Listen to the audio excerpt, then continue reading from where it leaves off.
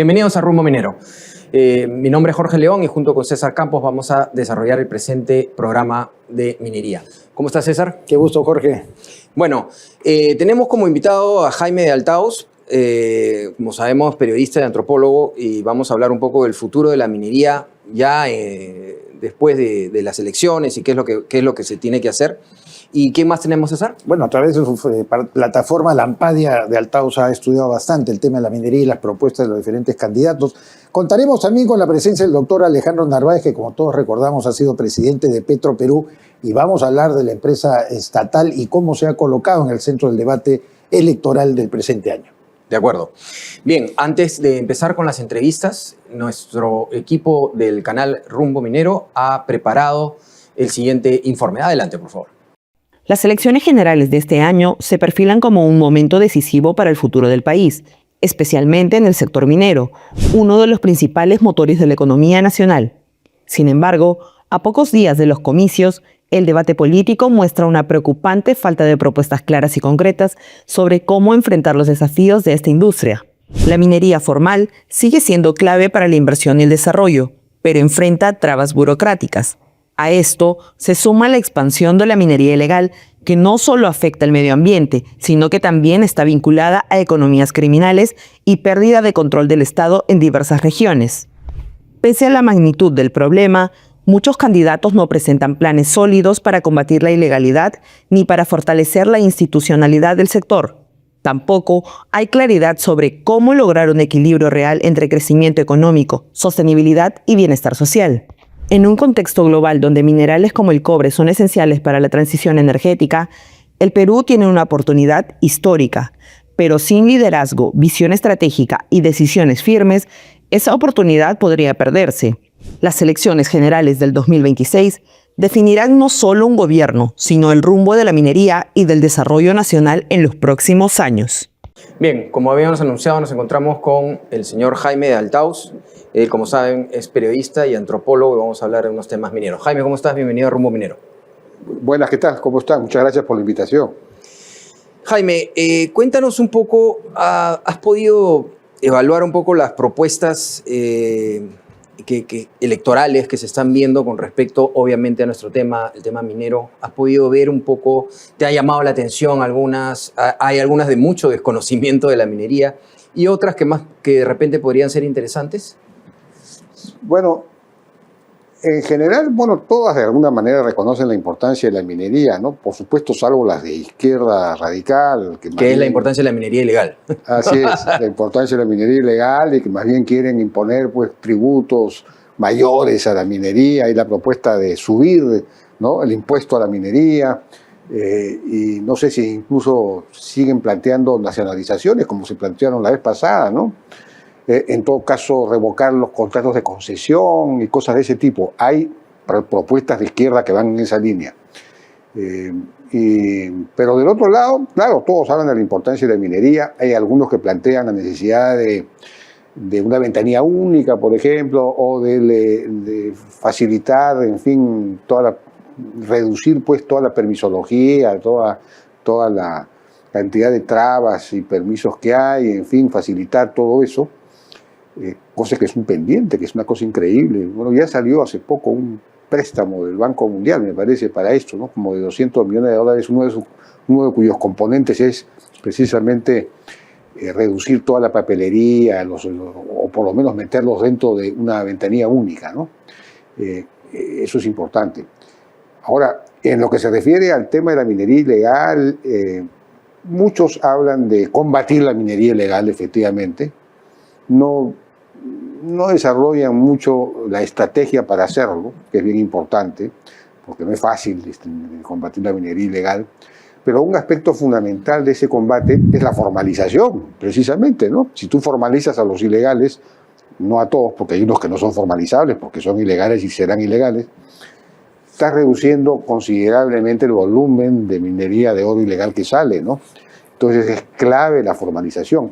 Y en ese punto no hay mucha elaboración en los planes de gobierno, ¿eh? No hay mucha elaboración acerca de una estrategia para formalizar. Una estrategia que este gobierno ya tenía, el gobierno, mejor dicho, el gobierno anterior, Incluso Con el ministro Montero. el ministro Montero específicamente, o sea que el gobierno tras anterior, increíble cómo cambian los gobiernos, ¿no? El ministro Montero y Máximo Gallo, que estaba en la Dirección General de Fiscalización de Formalización Minera, tenían una estrategia clara de formalización. Eso ha sido abandonado. Es increíble, pero ha sido abandonado. Entonces, en este momento no hay ningún esfuerzo, tampoco hay un esfuerzo en el Congreso para diseñar una ley MAPE, más bien están aprobando en la Comisión de Constitución, como ustedes de Energía y Minas, como ustedes saben, ese proyecto pues que relativiza muchísimo las concesiones mineras y todo lo demás. Mal llamada ociosa, ¿no? Mal llamadas ociosas. El tema no solamente es la parte de la formalización, que por supuesto cuántas veces hemos conversado contigo y les has dado un enfoque bastante constructivo. Tenemos problemas también dentro del desenvolvimiento de la minería formal y grande en un ciclo donde el precio y la cotización de los minerales está en alza y promete pues, generar una demanda enorme. Jimena Sologuren Arias, en un reciente artículo en El Comercio, ha señalado una verdad que debería causarnos cierto escozor. Primero, que solamente 3 proyectos Greenfield, o sea, nuevos proyectos mineros, han sido puestos en la etapa de producción desde el año 2018 y que la cartera del año 2020 es similar a la cartera del año 2025, claro, iniciando la pandemia. En medio de eso sale el informe Fraser, que hace la evaluación, el estudio, en la que nosotros hemos perdido competitividad nuevamente. Entonces, más allá del tema de la informalidad, más allá del tema de la minería artesanal, la necesidad de hacerlo, ¿cómo podemos empujar un poco lo que está formal y lo que nos podría traer por lo menos grandes ventajas casi de inmediato? Bueno, lo que es increíble es que la resistencia ideológica que había a la minería, a la gran inversión minera, ha disminuido considerablemente. Por ejemplo, se está llevando a cabo Tía María, que es un gran logro, pero el Perú no está aprovechando ese éxito, ese logro, porque al mismo tiempo no ha reducido toda la permisología. Digamos, no puede haber inversión si es que ahora son como más de 500 normas legales las que hay que, digamos, las que están rigiendo la entrada en operación de de un proyecto minero. Es decir, la cantidad de permisos y normas que hay que cumplir hacen pues que la cosa se demore años, de años, ¿no? Por eso, aunque suene ontológico, académico, eso hablar de la competitividad es muy importante. La canadiense Teck ha suspendido el diseño del proyecto de Zafranal, que es la segunda más importante Tía María de explotación en la zona de la región Arequipa, para irse a Quebrada Blanca, a Chile, ¿no? Y ya sabes que esta empresa Teck va a hacer una alianza el tercer trimestre de este año con Anglo American, la inglesa, y va a ser la gran productora de cobre en el mundo.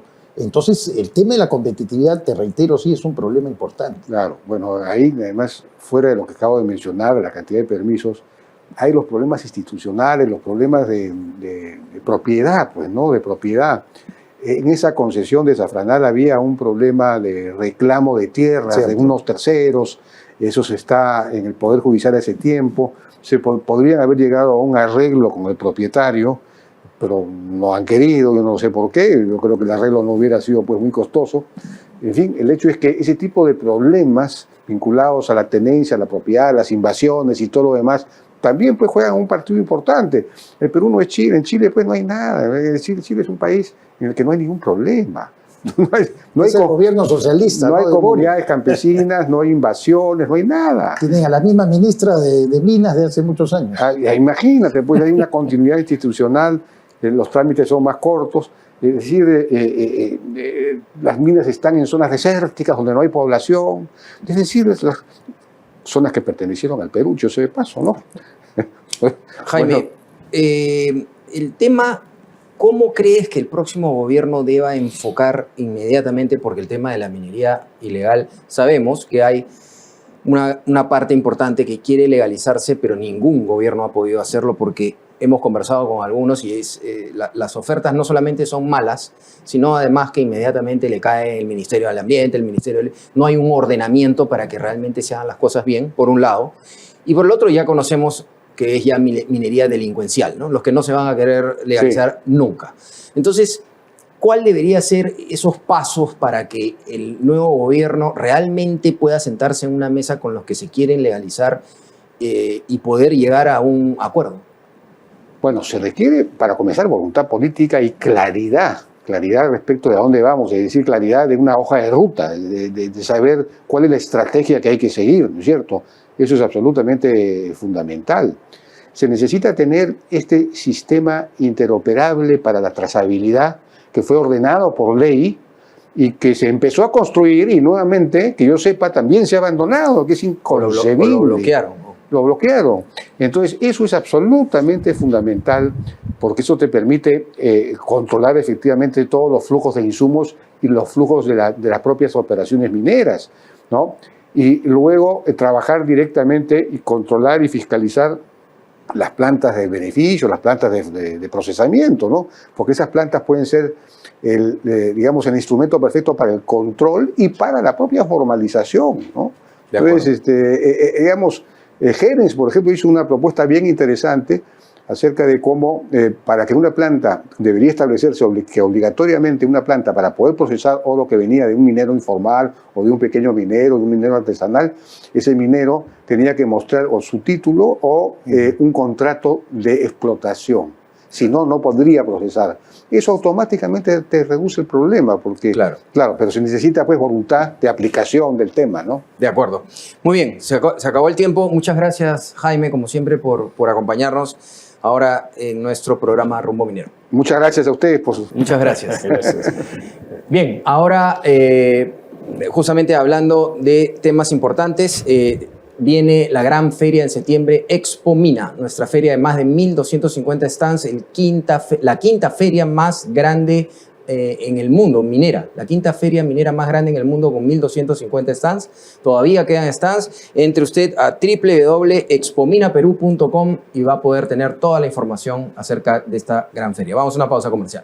Expo Mina Perú, gran feria minera en septiembre. Separa tu stand en la feria minera más grande del Perú. Expo Mina Perú 2026, el gran punto de encuentro de la industria minera. Más de 1.250 stands, 80.000 asistentes y 9 foros internacionales que abordarán temas claves del sector y los proyectos mineros más importantes de América. La feria minera peruana top 5 mundial según análisis de Ipsos. Haz negocios con el sector minero. Separa tu stand en www.expominaperú.com. Entrando a nuestro bloque América Mining, nos encontramos ahora con José González.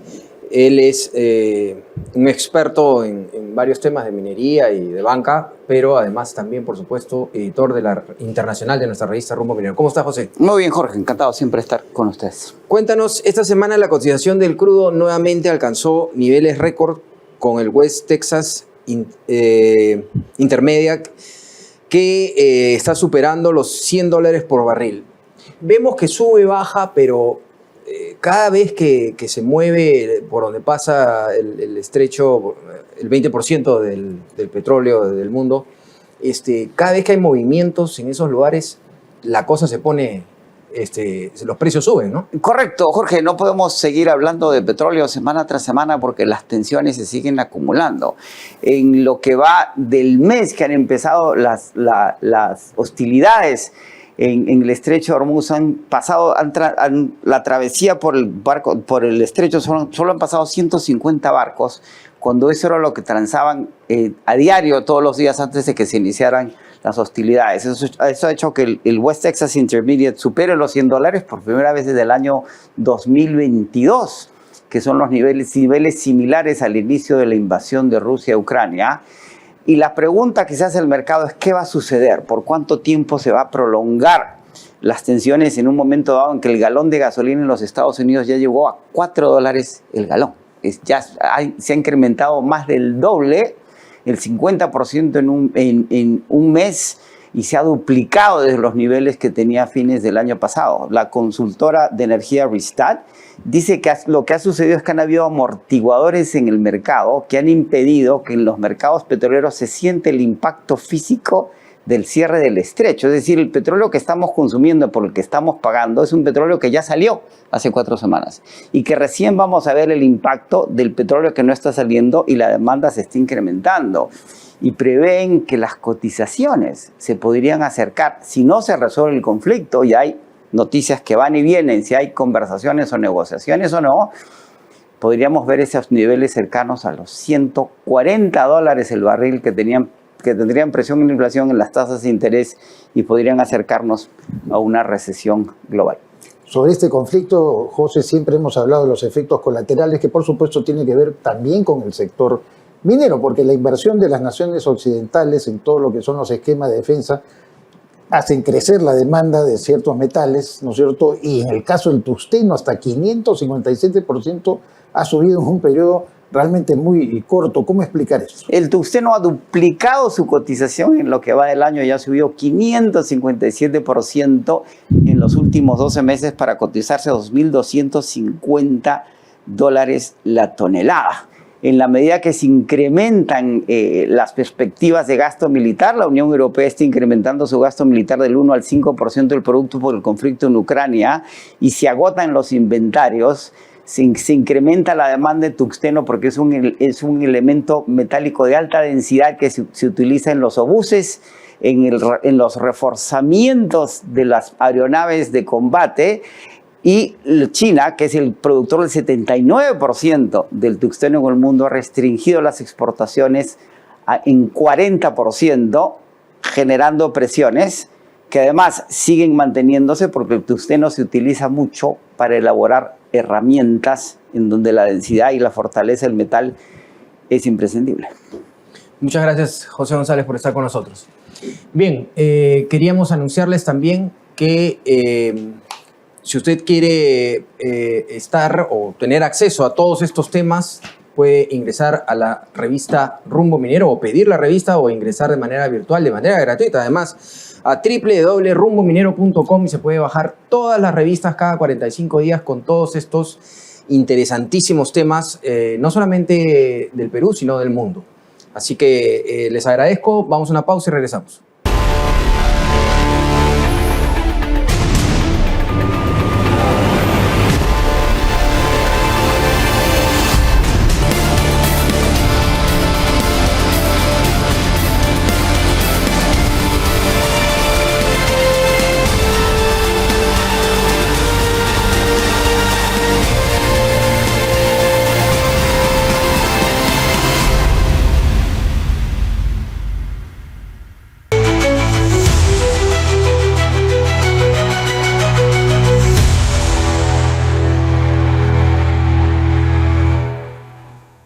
Entérate de todo sobre el sector minero, entrevistas, informes y mucho más en Rumbo Minero. Visítanos en rumbominero.com y escanea el QR para seguirnos en nuestras redes sociales.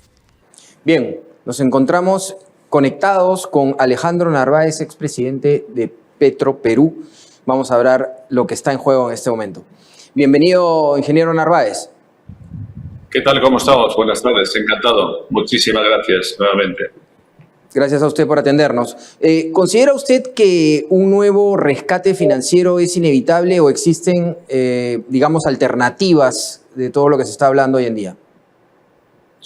No es un rescate financiero, es simplemente un endeudamiento de la empresa con el aval del Estado, que es una operación diferente que un rescate. Es decir, en la práctica no va a haber ninguna inyección de dinero fresco del tesoro público. Bueno, porque el Estado es parte del accionariado también de la empresa. Por supuesto, lo que se ha venido trabajando desde tiempos atrás es justamente el aval del Estado, del accionista, para que Petroperú pueda endeudarse en el mercado de capitales a tasas razonablemente aceptables. Sin el aval del Estado podría conseguir tasas de 18%, 15%, pero si tiene el aval del Estado, evidentemente la tasa estaría en torno al 5%, 5.6% en este momento. Esa es la idea. Dentro del esquema que se ha planteado, doctor Narváez, ¿qué es lo que viene? ¿Qué es lo que vislumbra usted y los pasos a seguir para que de verdad se pueda repotenciar Petroperú? Si no se da si no se emite un decreto en el que se recoge el aval del Estado para esta operación financiera del futuro de la empresa, es muy, muy peligroso, ¿no? Yo veo que la situación es dramática en este momento.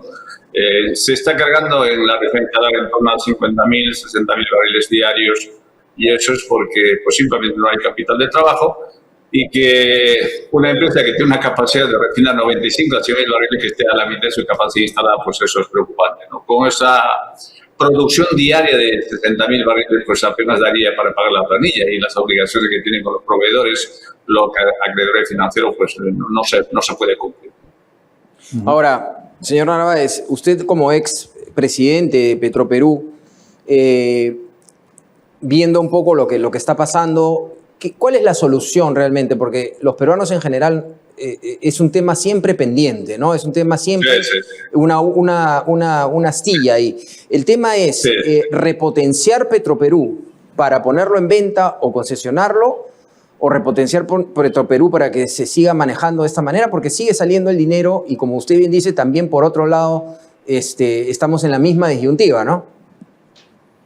Mira, Jorge, yo he tenido la oportunidad de estar varias veces con ustedes y mi hipótesis es la misma. La empresa no necesita dinero del Estado, simplemente el aval del accionista. ¿Qué es lo que tiene actualmente Petroperú? Pues simplemente un problema de gestión. Desafortunadamente, cuando nosotros hemos estado saliendo del hoyo, saliendo de la situación difícil por la que atravesaba a octubre del año pasado, como presidente, ya la empresa estaba teniendo resultados positivos. La utilidad bruta de Petroperú en ese momento estaba en torno a $14 millones y el EBITDA positivo. Cerramos el año pasado con estos resultados. El problema era capital de trabajo que estaba en torno a 1.500 millones que podía tranquilamente financiarse. No es un problema tan complejo como mucha gente dice o opina sin conocer. El tema es básicamente, tú Jorge conoces perfectamente, es gestión, es gerencia, es gobernanza, es rendir cuentas y hacerlo con eficiencia, con transparencia, eso es todo. Pero lo que pasa es que hay otro tipo de intereses que han tratado de manosear la empresa políticamente y el manoseo político lleva al estado en el que estamos. ¿Manoseo político de parte de quién, doctor Narváez? ¿Nos puede precisar, por favor? Que han ido sucediéndose uno tras otro. Y eso todo el mundo lo conoce, ¿no? Gerí, el actual presidente que tampoco tiene las ideas claras, el anterior peor, en fin. Es decir, a uno tras otro han ido pues, intentando poner su gente en el directorio o cambiando presidentes y sin ningún fundamento técnico profesional de rigor. Por ejemplo, el tema es concreto en mi caso. A mí me sacan sin notificación, sin avisarme, sin convocarme y normalmente Petroperú se remueve al presidente por estatutos, por ley de creación, simplemente por tres motivos. Una, renuncia voluntaria, no me lo pidieron. Segundo, falta grave, no cometí una falta grave. Y tercero, incumplimiento de metas. Yo cumplí las metas con creces, por lo tanto, ha sido una remoción absolutamente injustificada, ilegal. Y eso en algún momento supongo que se aclarará. Aunque parezca simple, como usted señala, doctor Narváez, en realidad el problema está efectivamente en lo que usted subraya también, que es objeto de un jaloneo político. En este momento es parte del debate electoral y ya no pensemos solamente en el gobierno de José María Balcázar, que le queda tan poco tiempo, sino en las ofertas electorales que hay alrededor de Petroperú. Usted ha tenido ocasión de estudiarlas. ¿Cuál es la que le parece más viable de la que han ofrecido los candidatos? Escuché una palabra nueva, de rigor, profesional, con argumentos de ninguno de los candidatos. Desafortunadamente hay poco interés por conocer el tema de fondo. No hay. Yo he escuchado todos los debates hasta este momento. Esta noche también voy a estar ahí escuchando y viendo el debate y mañana. Y la verdad es que ninguno plantea una cosa seria de cómo Petroperú podía ser el pilar fundamental o un pilar fundamental para el tema de seguridad energética. El tema de seguridad energética prácticamente brilla por su ausencia en el debate. Me imagino que pasará esta noche lo mismo y mañana lo mismo. Esto es ignorancia pura y dura. Desgraciadamente quienes postulan la presidencia o sus técnicos no conocen, no les interesa o simplemente pues pasan por encima. Un tema tan importante, tan de capital importancia para el país y para la economía de todos los peruanos. Ese es el tema de fondo. Y agregarle también, señor Narváez, que es importante como estrategia de país. Estamos produciendo 40.000 o menos barriles diarios, de los cuales 20.000, corríjame usted que tiene las cifras más exactas, 20.000 que se exportan, y nosotros necesitamos entre 240.000 a 300.000 barriles diarios. Entonces, como estrategia de país ante guerras y cosas que puedan, no producimos ni siquiera lo que consumimos. Por eso es que debería ser un tema de capital importancia en el debate para el próximo gobierno, pero nadie plantea en esos términos. Nadie plantea. Exactamente en cifras, 260.000 barriles de demanda diariamente entre Repsol y Petroperú. De lo cual producimos en este momento 30.000 barriles. De los 30.000, como muy bien lo has dicho, 20.000 se corta y se quedan simplemente 10.000 para el consumo local. Eso significa que estamos necesitando 250.000 barriles diarios y eso es una sangría de divisas para el país. Es un tema absolutamente estratégico. La economía peruana, nos guste o no nos guste, se mueve con petróleo. Si eso no se afronta, si eso no se debate, si eso no se pone en la agenda nacional, imagínate qué futuro tendremos mañana o pasado mañana. SENAC se ha dado los permisos respectivos para la explotación del lote 95. Doctor Narváez, ¿qué le parece este paso? Me parece muy bien, me parece muy bien. Hay una gran esperanza, además de ese lote, lo que está haciendo Chevron en el norte peruano, y hay una promesa de inversión de $100 millones. Sería muy bueno que Chevron finalmente termine cubriendo las reservas necesarias y que haga comercial ese proyecto. Si eso fuese así, produciríamos más o menos en el norte en torno a 100.000 a 200.000 barriles diarios. Eso resolvería nuestro problema de déficit de petróleo en el país. Sería una gran noticia realmente si finalmente los inversores ven que ese proyecto tiene futuro. Bien, doctor Narváez, muchas gracias por estar en Rumbo Minero y le agradecemos siempre por contestarnos cuando tenemos alguna duda. Gracias. Bien, a continuación vamos con Iván Arenas al bloque Minería y Sociedad. Adelante. ¿Hay una estrategia política de la minería ilegal en el Perú? Todo indica que sí. Cuando usted escucha, cuando usted lee los conceptos de minería ancestral o concesiones ociosas, todo esto corresponde a un discurso bien armado, planificado y elaborado por el movimiento de la minería ilegal / informal en el Perú. No solamente tienen de una infraestructura, es decir, no solamente gozan de organizaciones, de gremios, de logística, de amigos en el Congreso y en otras instituciones del Estado clave, como por ejemplo el Ministerio de Energía y Minas, sino además tienen otra cosa que es elemental, tienen discurso, tienen estructura y superestructura. Estamos ante una estrategia política de la minería ilegal que sí o sí necesita validarse en las próximas elecciones, pero además necesita sentar en el Congreso algunos parlamentarios y en las instituciones del Estado también. Pero la estrategia política de la minería ilegal no termina en el 2026, se extiende hasta el 2026, es decir, hasta el finales de diciembre, donde sabremos quiénes son los gobernadores regionales, los alcaldes y los alcaldes distritales, pero además sabremos que hay una estrategia para el año 2031. Creo yo que el año 2031 es un año clave para la estrategia política, porque ya no solamente van a tener instituciones como en el Congreso o como algunas instituciones claves como el Ministerio de Energía y Minas, sino, creo yo, todo indica, vamos hacia posiblemente una propuesta a la presidencia de la República. Y ahora, así como decimos que hay congresistas apoyados por la minería informal o mineros informales o ilegales directamente, mañana más tarde es altamente probable que tengamos un candidato a la presidencia financiado por la minería ilegal. De esto estaremos conversando en los próximos días. ¿Quieres posicionar tu marca y ampliar tu cartera de clientes en el sector minero? Participa en la revista minera más influyente de América y haz que tu marca llegue directamente a mineras, contratistas y a los principales tomadores de decisiones del sector minero, con gran presencia en nuestra multiplataforma internacional, que incluye programa de TV, páginas web y redes sociales especializadas, con un alcance de 2.7 millones de personas. Pregunta por nuestros paquetes publicitarios anuales y anuncia en la revista Rumbo Minero, tu mejor herramienta de negocios en el sector minero. Invierte bien, invierte con los líderes. Mayor información en www.rumbominero.com.